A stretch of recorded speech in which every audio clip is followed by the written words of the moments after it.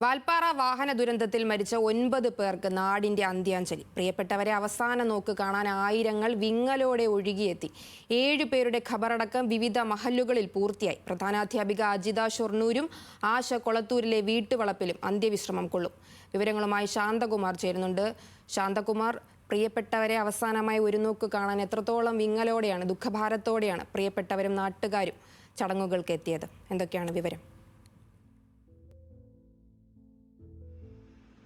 സരിക, രാവിലെ 8 മണിയോടുകൂടി തന്നെ പാങ്ങ ഗവൺമെൻറ് ഹയർ സെക്കൻഡറി സ്കൂളിൽ നിരവധി പേർ ഒഴുകിയെത്തിയിരുന്നു. കാരണം സ്വന്തം നാട്ടിലെ ഒരു വിദ്യാലയത്തിലെ അധ്യാപകർ ആ നാട്ടിലെ ഒരു സമൂഹത്തിന് ഒരു തലമുറയ്ക്കാകെ വിദ്യ പകർന്നു നൽകിയവർ. അവരാണ് ഒരു ദുരന്തത്തിൽ നഷ്ടപ്പെട്ടത്, ഒരു നാടിന് ആകെ നഷ്ടമായത്. അവരെ അവസാനമായി ഒന്ന് കാണുന്നതിന് വേണ്ടി രാവിലെ 8 മണി മുതൽ തന്നെ വലിയ തിരക്ക് അവിടെ ഉണ്ടായിരുന്നു. 9 മണിയോടുകൂടിയാണ് മൃതദേഹം പോസ്റ്റ്മോർട്ടം നടപടിയെല്ലാം പൂർത്തിയാക്കി പൊള്ളാച്ചിയിൽ നിന്നും പാങ്ങ ഗവൺമെൻറ് ഹയർ സെക്കൻഡറി സ്കൂളിലെ ഈ പൊതുദർശനത്തിന് വേണ്ടി ഒരുക്കിയ പന്തലിലേക്ക് എത്തിയത്. അപ്പോഴേക്കും അവിടെ ആ മൈതാനമാകെ നിറഞ്ഞ് കവിഞ്ഞ വിധത്തിൽ ജനങ്ങളുണ്ടായിരുന്നു.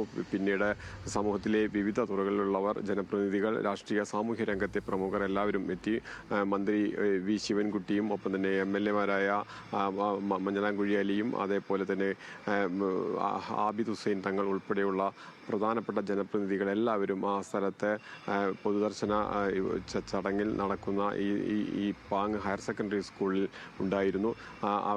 ഏറെ പാടുപെട്ടാണ് ജനങ്ങളെ നിയന്ത്രിക്കാനും അത് ഒരു നിശ്ചിത സമയത്തിനകം പൂർത്തിയാക്കാനും വേണ്ടി സംഘാടകരും അതുപോലെ തന്നെ വളണ്ടിയർമാരും ഏറെ പാടുപെടുന്നുണ്ടായിരുന്നു. അത്രയ്ക്കധികം ആളുകളാണ് അവിടേക്ക് ഒഴുകിയെത്തിയത് എന്ന് തന്നെ പറയാൻ കഴിയും. കാരണം ഒരു നാടിൻ്റെ ആകെ നോവാക്കി മാറ്റിയാണ് ആ 9 പേരും നാട് വിടവാങ്ങിയത്. അതായത് ഈ 9 പേരുടെ നഷ്ടം ആ നാടിൻ്റെ വലിയ ഒരു തീരാ ദുഃഖമായി തന്നെ അവശേഷിക്കുമെന്നുള്ള യാതൊരു തർക്കവുമില്ല.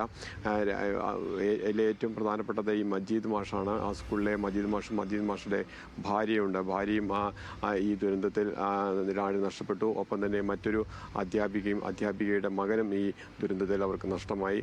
അങ്ങനെ ഒരു നാടിനെ താങ്ങാനാവുന്നതിൽ കൂടുതൽ വേദനയോടുകൂടി തന്നെയാണ് ഈ 9 പേരുടെയും വിടവാങ്ങൽ നാട്ടുകാർ ഒരു യാത്രയപ്പ് നൽകിയത്.